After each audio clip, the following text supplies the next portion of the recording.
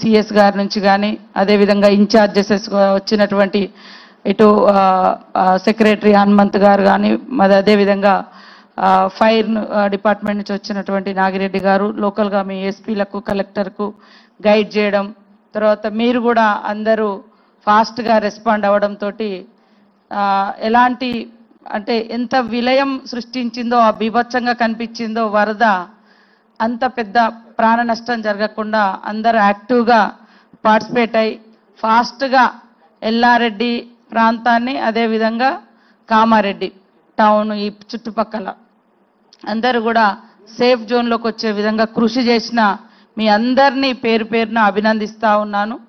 అదేవిధంగా మరి స్టేజ్ మీద ఉన్నటువంటి అధికారుల యొక్క గైడ్ లైన్స్ కూడా మీరు ఫాలో అవ్వడం, పైనుంచి కూడా డైరెక్ట్గా మీకు ఎప్పటికప్పుడు వీడియో కాన్ఫరెన్స్ పెట్టి చేయడము, తర్వాత మా లోకల్గా మా షబ్బీర్ అలీ సార్ కానీ అదేవిధంగా ఎంపీ గారు సురేష్ శెట్కర్ గారు, మా ఎమ్మెల్యే గారు మదన్ మోహన్ రావు గారు, మిగతా ఎమ్మెల్యేలు కూడా మీకు కొంత గైడ్ చేయడం జరిగింది. ఏదేమైనా మనం ఫాస్ట్గా రెస్పాండ్ అవ్వకుంటే పబ్లిక్ కూడా ఏం చేయాలో అర్థం కాదు. ఇప్పుడు చూస్తుంటే కొన్ని ఫొటోస్ మొత్తము చుట్టూ వాటర్ ఉంది, మధ్యలో బిల్డింగ్ ఉంది, హాస్టల్ పిల్లలు 300 మంది. తర్వాత ఇప్పుడు ఎల్లారెడ్డి కాన్స్టిట్యున్సీలో చూస్తే చాలా తండాలు, పోచారం చెరువు కింద మరి దాదాపు 14 విలేజెస్ 14 ఊర్లను నైట్కి నైట్ ఇటు పోలీస్ అధికారులు, ఇటు లోకల్ ఎమ్మెల్యే, లోకల్ ప్రజాప్రతినిధులు, లోకల్ అధికారులు కోఆర్డినేషన్ తోటి వాళ్ళందరినీ మనం బయటికి తీసుకురావడం జరిగింది. అంటే వాగులో పడి లేదా వరదలలో మునిగి చనిపోయిన వాళ్ళు లేరు. ఆ డాక్టర్ది కూడా కొంత మనకు రిపోర్ట్ అయింది. ఆ గోడ ఇంట్లోకి నీళ్ళు వచ్చినప్పుడు ఆయన దాన్ని ఆ గోడకు హోల్ చేయడానికి ప్రయత్నం చేస్తుంటే ఆ గోడ గుల్లి చనిపోవడం జరిగింది. ఇంకొకరు మరి ఇంకొక రకంగా ఇంకొకరు మిస్సింగ్ రిపోర్ట్ ఉంది. ఓవరాల్గా 3 మెంబర్స్ మనకు అంటే 2 మాత్రమే డెత్ రిపోర్ట్ ఉంది, ఒకరు మిస్సింగ్ ఉంది. కాబట్టి ఏదేమైనా మీరందరూ కష్టపడి పనిచేసినందుకు మీ అందరినీ అభినందిస్తూ ఉన్నాం. ఈరోజు సీఎం గారు యాక్చువల్గా ఈ రివ్యూ తీసుకోవాల్సింది ఉండే, సరే వెదర్ సిచ్యువేషన్ బాగలేకపోవడంతో వారు ఇక్కడ ల్యాండ్ కాలేకపోయినరు. ముఖ్యంగా ఇప్పుడు ఏదైతే బ్రీచ్ అయినటువంటి ఆర్ఎండ్బి, పిఆర్, ఎన్హెచ్ రోడ్లకు సంబంధించి కూడా మీరు ఫీల్డ్లో ఉంటూనే ఇంకా మనకి వెదర్ ఎప్పుడు క్లియర్ అవుతుంది అనేది అర్థం కావట్లేదు. కాబట్టి ఎక్కడ టీమ్స్ అక్కడ ఉంటూనే ఉన్నంతలో మేజర్గా ఎస్టిమేషన్ వర్క్స్ కూడా ఆఫీస్లో గైడ్ చేసి వర్క్స్ అన్నీ కూడా అంచనా వేసి పంపించడము, తర్వాత తాత్కాలికంగా మరమ్మతులు కూడా వెనువెంటనే చేయించి మరి అవన్నీ కూడా కాంటాక్ట్ అంటే కనెక్టివిటీ ఇచ్చే విధంగా ఈ 3 డిపార్ట్మెంట్స్ కూడా యాక్టివ్గా ఉండాలని కోరుతా ఉన్నాం. మరొక దిక్కు చెరువులు కూడా చాలా చోట్ల ట్యాంక్స్ కూడా తెగిపోయినాయి. ఏమంటే అంటారు వరద వచ్చింది కరువు వచ్చింది అని అంటారు. అంటే ఉదాహరణకు ఇంత వర్షం వచ్చినా కూడా మరి చెరువులలో నీళ్లు నిలుపుకోలేని పరిస్థితి వచ్చి ఎక్కడెక్కడ తెగిపోయింది అనుకోండి, అది కూడా మనము ఇంత కష్టపడి ఇంత ఫేస్ చేసి ఈ యొక్క వరద బీభత్సాన్ని చెరువులలో నీళ్లు లేకుండా ఉండే పరిస్థితి రాకూడదు. కాబట్టి మ్యాక్సిమం వాటిని కూడా మీరు రెస్టరేషన్ అనేది చేసుకోవడం అనేది చాలా ఇంపార్టెంట్. అదేవిధంగా ఇక్కడ ఉన్నటువంటి ఆల్ ఆఫీసర్స్ కూడా కొంత జాగ్రత్తలు చెప్పాలంటే ఒక వాయిస్ రికార్డ్ చేసి మీరు కింది వరకు మా జీసీసీ చైర్మన్ గారు వేదిక మీదకి రావాలి, తిరుపతి గారిని కోరుతా ఉన్నాం. మీరందరూ కూడా మీరు మన కింది స్థాయి అధికారులు, మండల స్థాయి మా పంచాయతీ సెక్రటరీలు, అదేవిధంగా గ్రామంలో ఉండేటువంటి గ్రామ స్థాయి అధికారులకు అందరికీ కూడా ఇక్కడ ఉన్నటువంటి ఆల్ డిపార్ట్మెంట్స్ అధికారులందరూ కూడా గైడ్ చేయండి. వాళ్ళకు అక్కడ సిచ్యువేషన్ ఏముంటుంది, మనకు వాతావరణ శాఖ ఏం చెప్తుంది, దాన్ని బట్టి మనం ఒక వాయిస్ రిలీజ్ చేయాలి. ఈ ప్రాంతంలో ఈ రోజు ఇట్లా ఉంది, జాగ్రత్తగా ఉండండి, బయటికి రాకండి, చెరువుల కాడికి వెళ్ళకండి, వర్షం పడ్డది, ఈ రూట్లో ఎలక్ట్రిసిటీ వాళ్ళైతే ఈ రూట్లో మొత్తము ఈ లైన్స్ అన్ని తెగిపోయినాయి, మరి కరెంటు షాకు ఎలక్ట్రిసిటీ ప్రాబ్లం ఉంది, అది కూడా మనము జాగ్రత్తలు చెప్పాలి. సేమ్ టైంలో పోలీస్ అధికారులు కూడా వాగులున్న చోట లేదా బ్రీచ్ అయినటువంటి రోడ్లు ఎక్కడైతే ఇంకా రెస్టోరేషన్ కాలేదో అక్కడ ఖచ్చితంగా హెచ్చరిక మార్కులు ఏదైతే మీ పోలీస్ బారిగేడ్స్ ఉంటాయో ఎస్పీ గారు ఎక్కడెక్కడ వాగులు ఉన్నాయో అక్కడ బ్యారిగేడ్స్ పెట్టండి. ఎందుకంటే తెలియకుండా నైట్ కూడా కొంతమంది బాగానే ఉందని పోతారు. లాస్ట్ టైం మనకు మహబూబాద్ జిల్లాలో మహబూబాద్లో పాపం ఒక యువ సైంటిస్ట్ ఒక సెమినార్కు ఖమ్మం నుంచి మన మహబూబాద్ నుంచి వెళ్తుంది, సడన్ గా ఆ వాగు మీద వరద వచ్చింది. ఇట్లనే ఇప్పుడు మన తండలన్నీ ఎట్లా మునిగిపోయి ఇప్పుడు కామారెడ్డికి వరద వచ్చిందో హన్మకొండ నుంచి 60-70 కిలోమీటర్ల దూరం ఉన్న మహబూబాద్కి వరద వచ్చింది. అక్కడ ఎట్లా వస్తుంది అనేది ఆకేరు వాగును మనోళ్ళు అంచనా వేసుకోలేకపోయారు. వాళ్ళు అక్కడున్న సిచ్యువేషన్ ఇక్కడ చెప్తే ఇక్కడ మనం ఫాలో అయ్యేది.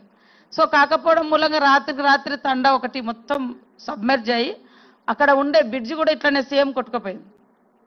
వాళ్ళకి తెలియదు తండ్రి డ్రైవింగ్ చేస్తున్నట్టుంది, తండ్రి బిడ్డ ఇంకా డ్రైవర్ ఉన్నాడు, తండ్రి బిడ్డనే డ్రైవ్ చేసుకున్న రోడ్ బాగుంది హైవే కదా అని వెళ్ళిండ్రు. అక్కడ పోయేసరికి నీళ్లు ఫుల్ ఉన్నాయి, అది బ్రిడ్జి బ్రీచ్ అయిపోయింది మొత్తం. అది వాగులో కొట్టుకుపోయి తండ్రి కూతురు ఇద్దరు చనిపోయారు. అందుకనే ఎక్కడైనా కూడా మనకి ఎక్కడెక్కడ డౌట్ ఉన్నది లేదా బ్రీచ్ అయినది కాడ రిస్టోరేషన్ కాని కాడ అయినా కూడా మనం తాత్కాలికంగానే పోస్తాం మట్టితోటి. ఒక్కొక్కసారి ఆ మట్టి కూడా మళ్ళీ వానకు కొట్టుకోపోవచ్చు. కాబట్టి అక్కడ ఒక హెచ్చరిక బోర్డు బ్యారికేడ్స్ కంపల్సరీ పోలీసు అధికారులు వాగుల కాడ ఈ రోడ్లు బ్రీచ్ అయిన కాడ కూడా పెట్టుకోవాలి. ఎలక్ట్రిసిటీ వాళ్ళు కూడా మరి వాళ్ళ సిబ్బందిని అంతా కూడా అలర్ట్ చేసి ఎక్కడెక్కడ లైన్స్ తెగి ఉన్నాయి వాటిని మనం ఈ వర్షంలో చేయలేని పరిస్థితి ఉంటే అక్కడ ఉన్నటువంటి గ్రామస్తులు లేదా ఆ లొకేషన్ వాళ్ళందరినీ కాలనీ వాళ్ళని పిలిచి ఇక్కడ ఈ సిచ్యువేషన్ ఉందమ్మా ఈ పట్టుకోకండి, అక్కడ మీ లాంగ్వేజ్లో మీ ఎలక్ట్రిసిటీ లాంగ్వేజ్లో మనం ఏమేమి ఉంటాయి అట్లా ఎర్త్ అవుతుందని లేకుంటే ఇంకా అదే రకంగా తీగలు పడుతున్నాయి అవన్నీ వాళ్ళకు కొంచెం అవేర్నెస్ ఇవ్వడము. అది మీరు కూడా రెగ్యులర్గా టెలికాన్ఫరెన్స్ ఆర్ వీడియో కాన్ఫరెన్స్ పెట్టి మనకు రెగ్యులర్గా మీడియా నుంచి కూడా కొంత సమాచారం వస్తుంటుంది. సో వాటిని కూడా బ్రీఫ్ చేసి కింది స్థాయి వరకు తెలియజేస్తే అలర్ట్గా ఉండడం జరుగుతుంది. అగ్రికల్చర్కి సంబంధించి కూడా కొంత టైం తీసుకోండి, రేపు ఎల్లుండి కొంచెం ఈ ఎమర్జెన్సీ వర్క్ అయిపోయిన తర్వాత ఫీల్డ్లోకి వెళ్ళి నోట్ చేసుకోండి. తర్వాత డ్రింకింగ్ వాటర్ కూడా కంటామినేషన్ కాకుండా, ఎందుకంటే ఇప్పుడు వరద వచ్చి ఒక సమస్య ఉంటే మనం పొల్యూటెడ్ వాటర్ ఇచ్చినాం అనుకో మొత్తం ఊరంతా రకరకాల అస్వస్థకు గురయ్యేటువంటి ప్రమాదం ఉంటుంది. కాబట్టి ఆర్డబ్ల్యూఎస్ అధికారులు అదేవిధంగా పంచాయతీరాజ్ అధికారులు మన సెక్రటరీస్ కొంత ఆ విలేజ్లలో ఉండేటువంటి మన ఓఎండ్ఎం కావచ్చు లేదా పైప్ లైన్ కావచ్చు లేదా వాటర్ ట్యాంక్ సిచ్యువేషన్ కూడా వెంటనే వాటిని కూడా పునరుద్ధరించుకోవాల్సిన అవసరం ఉంది. అదేవిధంగా ఐబీ ట్యాంక్స్ కూడా తిరగండి, వాటిని కూడా వీలైనంత వరకు లోకల్గా అవకాశం ఉంటే మీరు ఎవరితోటైనా చేయించుకోవడం, లోకల్గా ఉండేటువంటి ప్రజాప్రతినిధులు లేదా కలెక్టర్ గారితో మాట్లాడి ఇవి రెస్టరేషన్ చేయడం. తర్వాత శానిటేషన్ కూడా చాలా ఇంపార్టెంట్. ఇప్పుడు మనము అక్కడ వెళ్ళినాం జిఆర్ కాలనీ అని సార్, జిఆర్ కాలనీ వెళ్ళినాం, అది మొత్తం వరదొచ్చి మీద పడ్డది.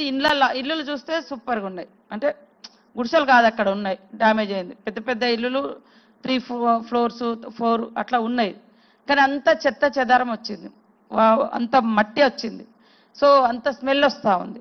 కాబట్టి ఇప్పుడు మనకు ఈ వర్షం తగ్గుతేనేమో బాగుండేది, అవన్నీ వాళ్ళు పాపం ఆరబెట్టుకోవడానికి ఇల్లులని కడుక్కోవడానికి ఇదంతా స్మెల్ కూడా వస్తుంది. కాబట్టి శానిటేషన్ సిబ్బందిని కూడా ఆ లొకేషన్లో ఎక్కువ పెట్టడము, బ్లీచింగ్ పౌడర్ వేయడము, అవసరమైతే వాటర్ ట్యాంక్స్ని పంపించి మనమే వాటర్ ట్యాంక్స్ని పంపించి ఆ ఇళ్లలో ఉండేటువంటి ఆ మడ్డు ఏదైతే ఉందో దాన్ని అంతా కూడా క్లీన్ చేయించే పని డిపిఓ గారు ఉన్నారా,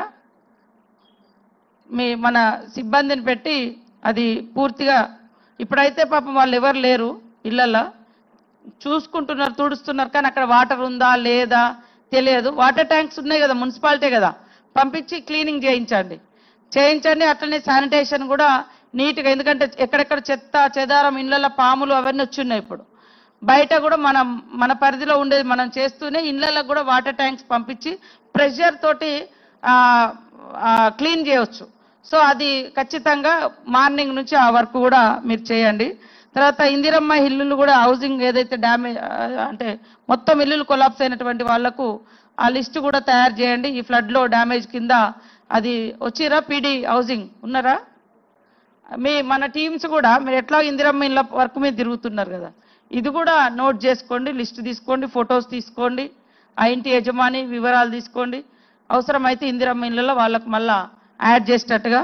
తర్వాత హెల్త్ ఇష్యూస్ కూడా వస్తాయి కాబట్టి హెల్త్ వాళ్ళు కూడా, నేను ఈ శాఖలన్నీ కూడా ఎమర్జెన్సీ కాబట్టి ఇవి చెప్తున్నా, మినిమం నీడ్స్ ఈ మినిమం ఫెసిలిటీస్ ఇచ్చేటువంటివి కాబట్టి ఈ శాఖల నేమ్స్ నేను మెన్షన్ చేయడం జరుగుతూ ఉంది.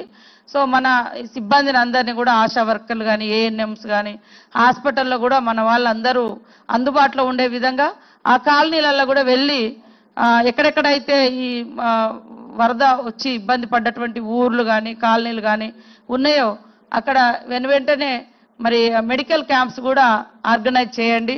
వాళ్ళు కొంత పానిక్ అయి ఉంటారు, భయపడి ఉన్నారు, కొంతమంది చెట్ల మీద ఉండిపోయారు, వాగులలో ఉండిపోయారు.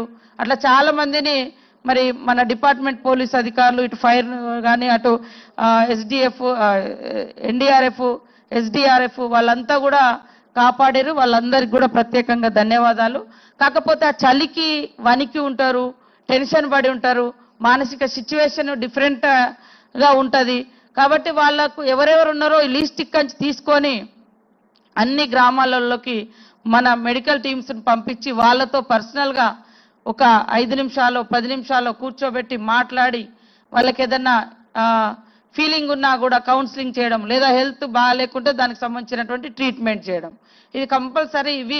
ఈ ప్రికాషన్స్ మనము ఇప్పుడైతే తీసుకోవాలి. సేమ్ టైంలో మరి అందరూ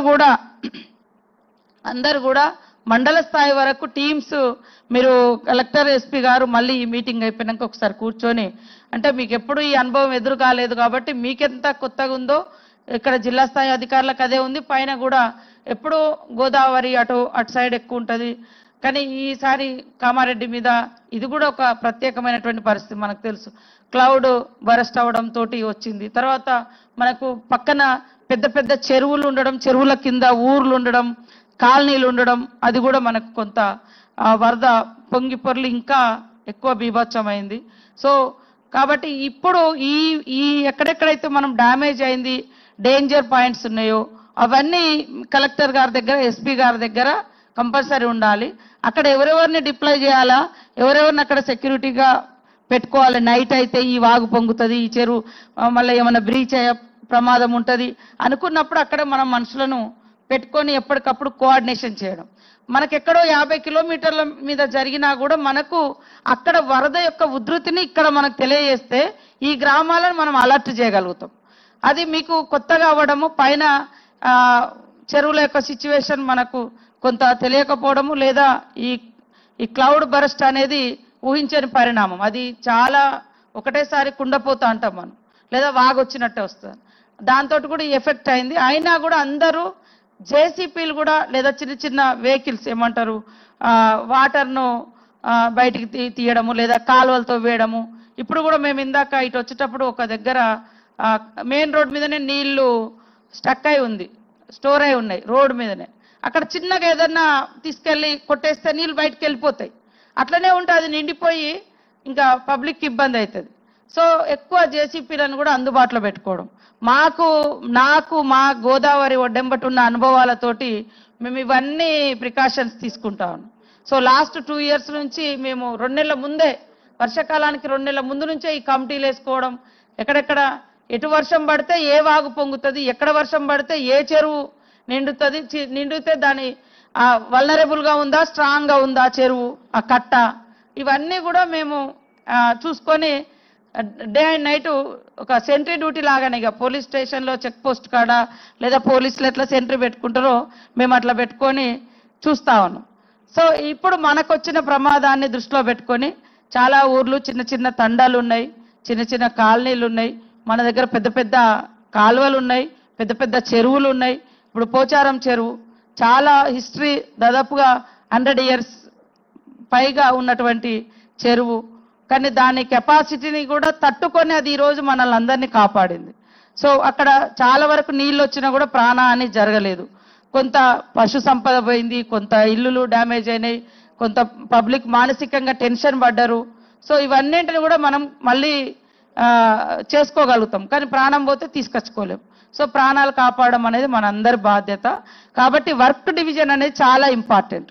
ఒక్క కాల్ చేస్తే అందరికి వెళ్ళిపోయి ఆ మెసేజ్ అందరికి కింది స్థాయి అధికారుల వరకు మొత్తం జిల్లా యంత్రాంగం అంతా కూడా అలర్ట్ అయ్యేటట్టుగా ఇక్కడ కలెక్టర్ గారు, ఎస్పీ గారు, మరి ఇన్ఛార్జిగా వచ్చినటువంటి రాజీవ్ గారు అందరూ ఈ వాట్సాప్ గ్రూప్స్ కూడా పెట్టడం, విలేజ్లలో కూడా మనకు ఎప్పటికప్పుడు ఏం ప్రమాదం అవుతుంది, ఏం ఇక్కడ అనేది వాళ్ళు ఆ గ్రూపులలో కూడా యాడ్ చేసుకుంటే వాళ్ళు మనకు చెప్తా ఉంటారు.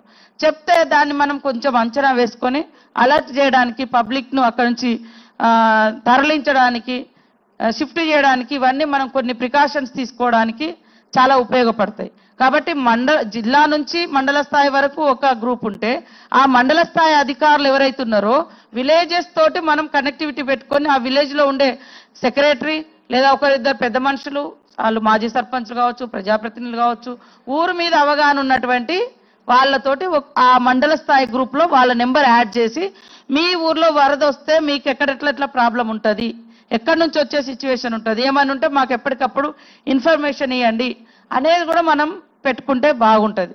సో ఈరోజు ఇప్పటి వరకు మనం కాపాడడం, తర్వాత ఈ నష్టాన్ని అంచనా వేయడం, నెక్స్ట్ వర్క్ ఈ నష్టాన్ని అంచనా వేసి ప్రభుత్వానికి ఇవ్వడం, వెంటనే ఈ రోడ్లు డ్యామేజ్ ఎక్కడెక్కడైతే అయినాయో అవన్నీ కూడా మరి రెస్టరేషన్ చేయడం, తర్వాత లేక్స్ కూడా ట్యాంక్స్ కూడా చేయడం.